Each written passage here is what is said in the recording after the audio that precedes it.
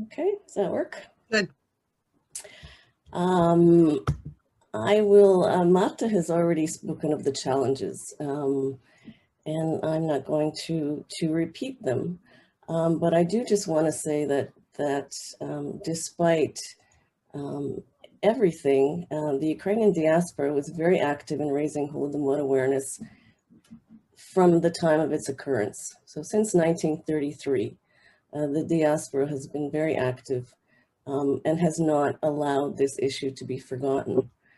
The major turn of events from our perspective came obviously post proclamation of independence in 2006, when the Ukrainian parliament finally recognized the Holodomor as a genocide, proclaimed International Holodomor Memorial Day, which is a day we observe every November. And more importantly, relations between the diaspora and Ukraine were formalized, were open, and we began addressing this issue as a community, as a global community. We branded the Holodomor. We no longer spoke about the issue of famine, terror famine, great famine. It was the Holodomor, and this is the term we use going forward. We work under the slogan, Ukraine remembers, the world acknowledges. Ukraine remembers because Ukraine has a lot of work to do on restoring its own historical memory, while we work on ensuring that everyone globally acknowledges this famine. I have a very, very short period of time just to give you a small glimpse into the initiatives that we have embarked on.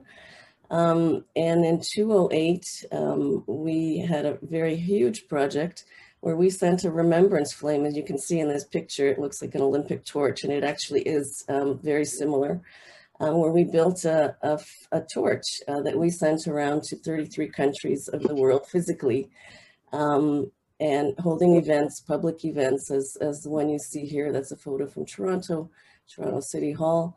And from that time, we have organized many events that have brought the global Ukrainian community together in remembrance.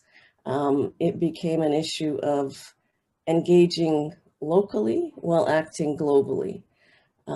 And that became a very important key to many of the things we've done. An important initiative and something that is growing slowly is an initiative we call Light a Candle. And this is, again, this started very small. This was actually an initiative by an American historian, James Mace, who later moved to Ukraine and made Holodomor his passionate issue. And it's very simple. On Holodomor Memorial Day, which is the fourth Saturday of November, we ask everyone around the world to light a candle in their window, in their home, as a sign of commemoration, as a sign of remembrance, as a sign of acknowledgement that this famine did occur. Obviously, it's a little difficult to share this concept of lighting a candle in your window. You know, we all live in different cities and suburbs, not necessarily people walk down the streets, but we have taken this to social media. And that's how we encourage everyone to light a candle on that day, post it on social media, so we know that you are aware and that you join us in remembrance. The video you're watching now is something we did on the 85th anniversary, which was not that long ago. And again, how we unite the community. For 85 days prior to Holodomor Memorial Day, we had a different candle lighting ceremony in a different country. And so every day you would see a post from a different country. These events were all in public places, public squares, downtown, engaging the general public. And then at the end of the 85 days, we put together this video that you're seeing now, which was played at the national commemoration in Kyiv, where the last candle in the sequence was lit. And this particular initiative was dedicated to the children who died during the Holodomor.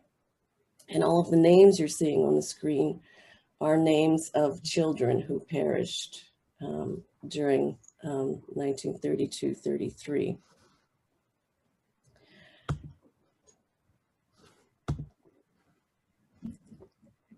Another important initiative and something that obviously has helped us tremendously in our education effort on all fronts was the willingness of our survivors to come forward, to speak out. They were no longer afraid, and they understood the need to tell their stories. And we embarked on a very huge project to document the stories of our survivors. And again, it was a race against time because obviously most of our survivors, we don't have many left, unfortunately, due to their age. We were able to collect quite a few testimonies around the world. And these are posted on websites and available now for educators, researchers that tell the story.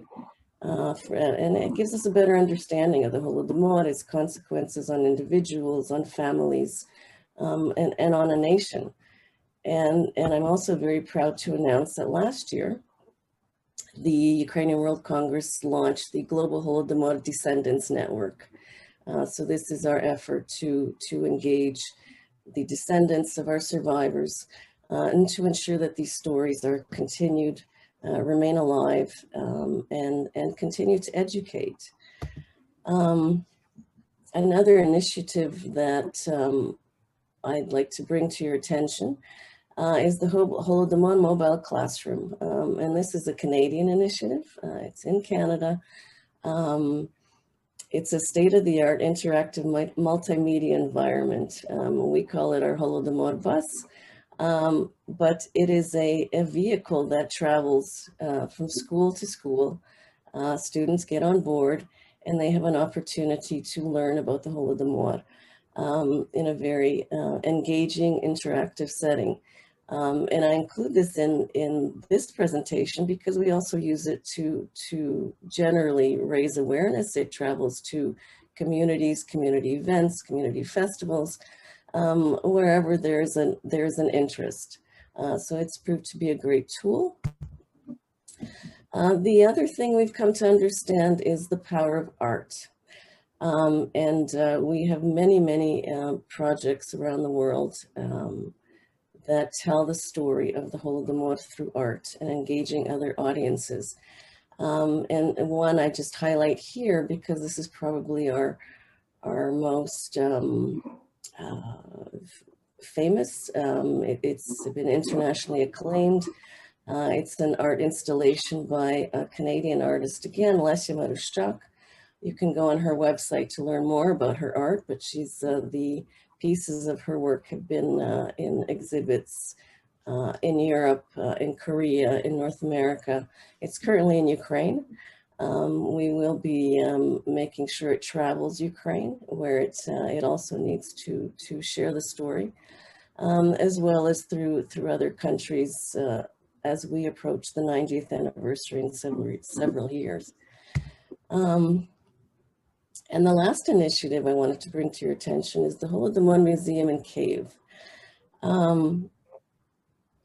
Back in 2006, 2007, when Ukraine recognized the Holodomor, when we began launching our initiatives together as a community, as a global community, a memorial complex was erected in Kyiv with a small museum.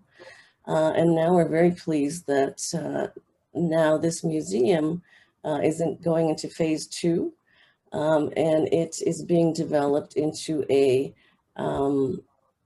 internationally acclaimed world-class museum. And I'll just play this brief video for you.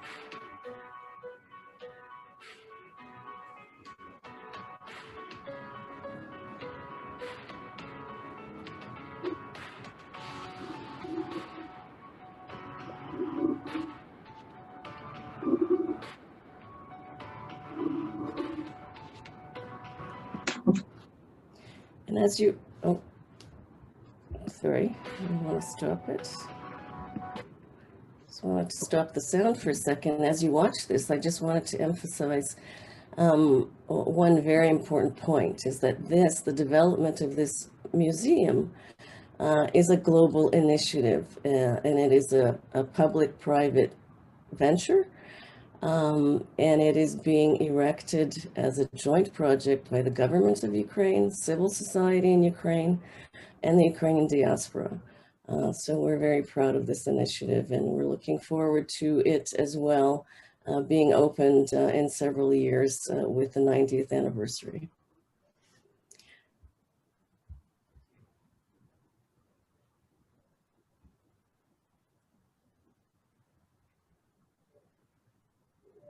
And on that, I will turn it over to Vanya.